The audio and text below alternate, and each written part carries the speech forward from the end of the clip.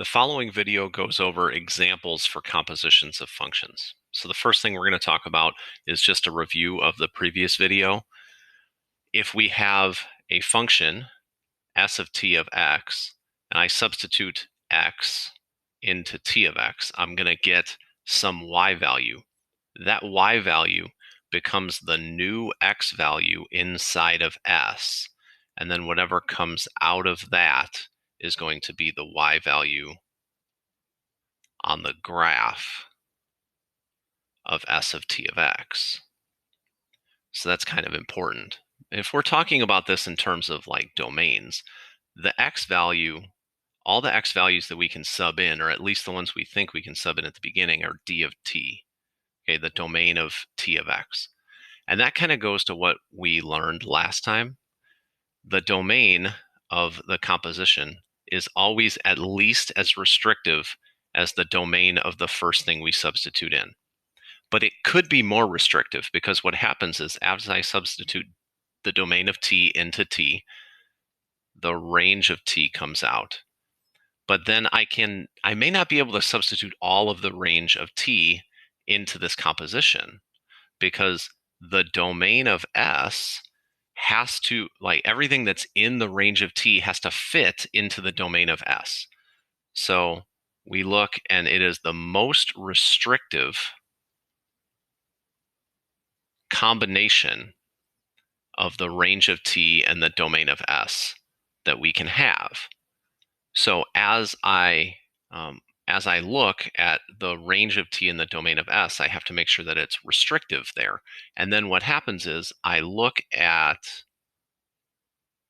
what I get here and I go back to the domain and I have to figure out, do I have to change my domain of t? So I might have to make it smaller, but I'll never make it bigger. So that means that s of t of x is always going to be at least as small as d of t. It's at least as restrictive as the domain of t, but it may be even smaller. All right, so here are some examples. Given f is root 3 minus x, g is 2 over x minus 2, and h is x squared, we're going to find each of the following and state its domain. Well, the first thing we're going to do is we're going to talk about the domain and range of f. So root 3 minus x is that square root function that you're seeing on the screen that has a horizontal reflection and a horizontal translation. 3 to the right, and it flips horizontally. So you're seeing the domain and range of that are pretty clear, negative infinity to 3 and 0 to infinity. G is 2 over x minus 2. That is the rational function that has a vertical asymptote at 0 and a horizontal asymptote. And a vertical asymptote at 2 and a horizontal asymptote at 0. So you're seeing that function here, and the domain is negative infinity to 2 and 2 to infinity, and then the range is negative infinity to 0, 0 to infinity. And then x squared you're seeing on the screen, but you've seen y equals x squared many times in your life. So now if we take a look at g of f is g of root 3 minus x. So I'm going to take root 3 minus x and sub it in for where x is in this function, and this is kind of what it looks like. So now my objective is, what is the domain of this? Well, I know that it is at least as restrictive as the domain of f. So it cannot be any bigger than negative infinity to 3. Or it can't be any bigger than that. So now, are there any other situations where I can't plug something in? And if I look, the denominator is not allowed to be 0.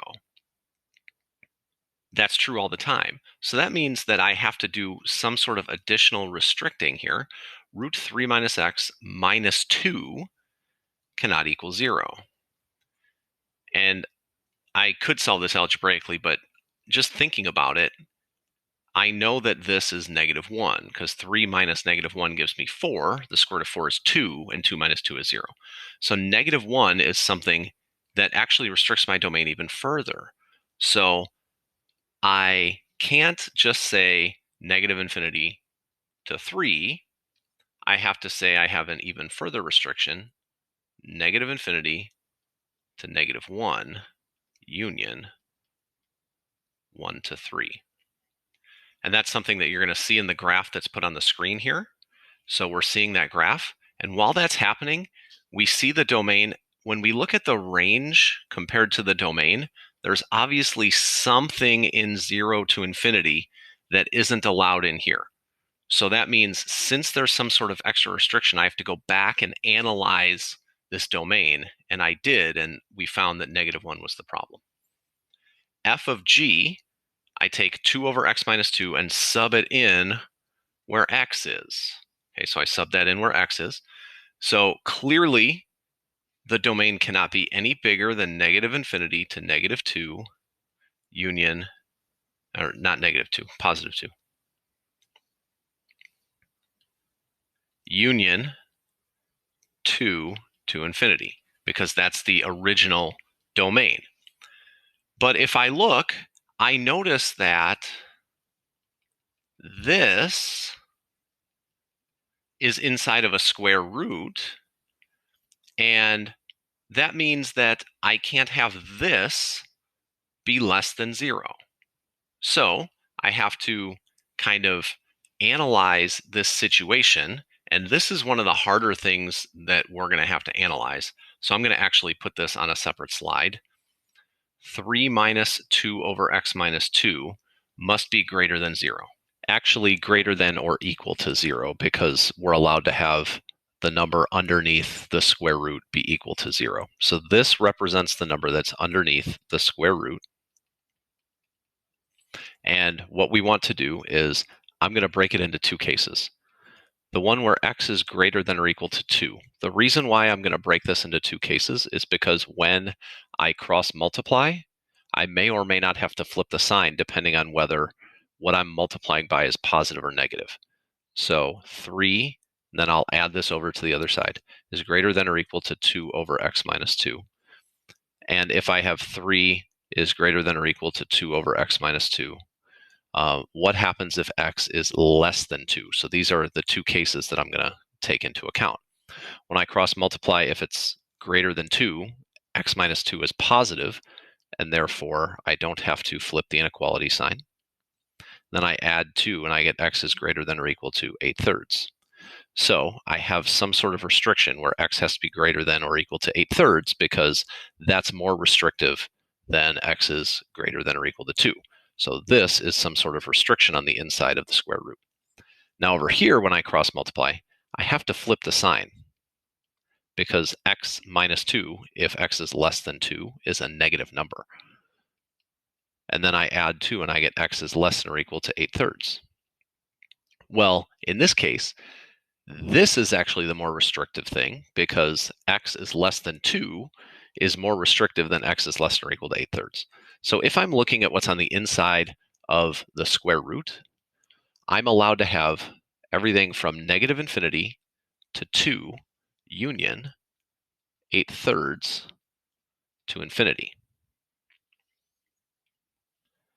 So when I go back to this, notice that originally I knew that I wasn't allowed to have 2 be part of the domain.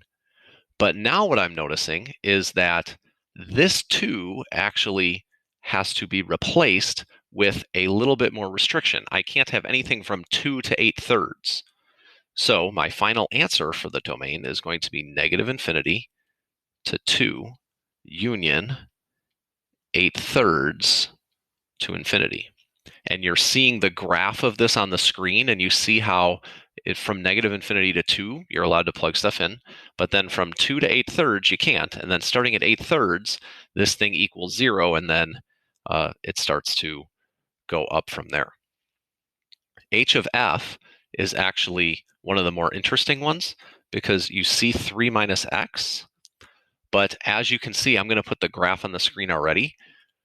3 minus x actually has some domain restrictions, and the restrictions are -infinity to 3.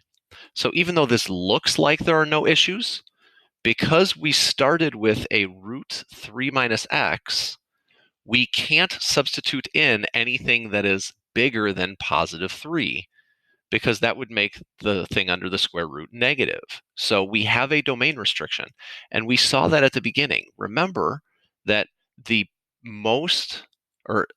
restrictions are at least what we started with.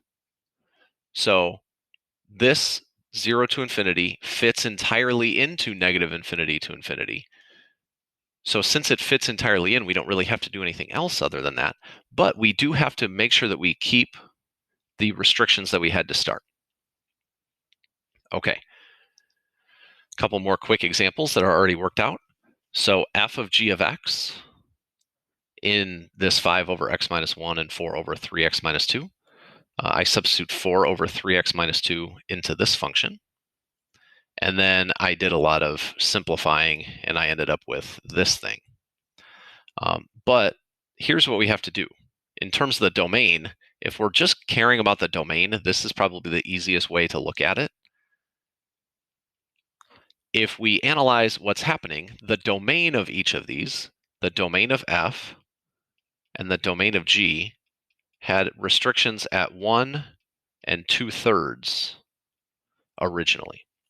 So if I look at what's happening, I definitely cannot have the original domain restriction of g because g is the first thing. So I can't have 2/3. But then I can't have the denominator equal to 0 either. And so not only can I not have 2/3, if I do a little bit of simplifying, what I see is that the denominator includes this 2 minus x. And so that means that I also cannot have 2, because if I substitute 2 in, I end up with a 0 in the denominator again. So I originally had a 2/3 restriction, and now I also have a 2 restriction. So this would be negative infinity to 2/3 union 2/3 to 2 union 2 to infinity. So everything except 2/3 and 2. And you also could get that just from simplifying the denominator and making sure that that wasn't equal to 0. So if you add 1, cross multiply, and do all the other stuff, what you would have found is you would have got 2. Likewise, the same thing is happening over here, but I'm going to talk through it a little bit faster because I just said what was happening. Clearly, we can't substitute 1 in. That was the original domain restriction. But when I simplify, I end up with 17 minus 2x in the denominator, or I could have just taken this, set it equal to 0, and solved and found out something else I can't have in the denominator because the entire denominator is not allowed to be 0. But what I see is 17 halves is something that I'm not allowed to have. So the domain is negative infinity to 1 union 1 to 17 halves union 17 halves to infinity.